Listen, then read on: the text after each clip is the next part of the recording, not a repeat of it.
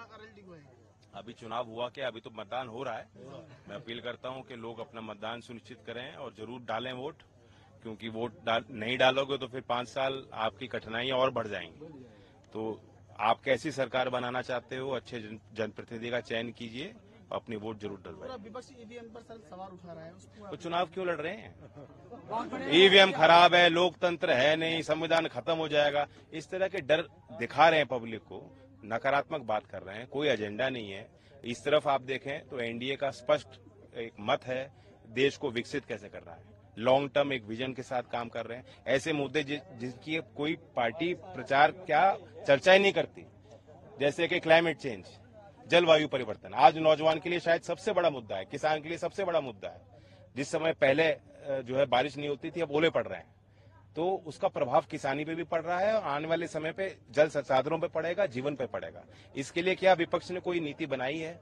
सरकार कह रही है, सरकार योजना बना रही है, इंडिया लीडरशिप कर रही है। पहले चाइना डिक्टेट करता था, आज जितने मल्टीलैटरल कॉन्फ्रेंसेस हैं उसमें भारत अपना स्थान हासिल कर रहा है। आपने अपनी स्पीच में कहा कि यूएन सिक्योरिटी काउंसिल की बात की है मैनिफेस्टो, तो विदेश नीति की बात की है। एक पॉजिटिव एजेंडा लेके हम लोग चल रहे हैं, कैसे नौजवानों को रोजगार मिलेगा, खेती जो कर रहे हैं, जो कामगार हैं, किसान हैं, उनके साथ न्याय कैसे होगा, उन विषयों को लेके हम गंभीर हैं।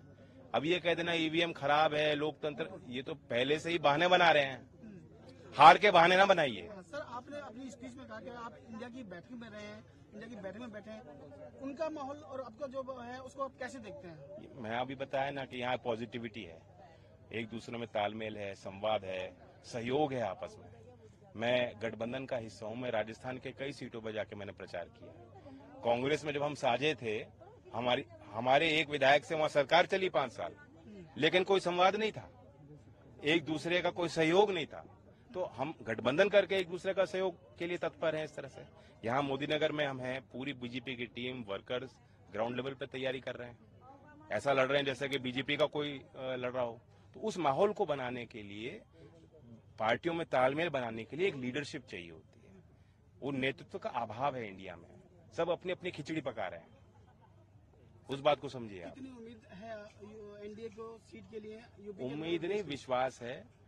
लोग कहते हैं कि भाई 80 सीट कैसे आएंगी या कौन सी सीट एनडीए जीतेगी। मुझे इंडिया की कोई जीतती सीट नहीं दिख रही, मैं वो कहां से गिनाऊं? पहले चरण का आप विश्लेषण कीजिएगा, पता लग जाएगा। सर मोदी जी कह रहे हैं 2 युवा यूपी के अंदर शूटिंग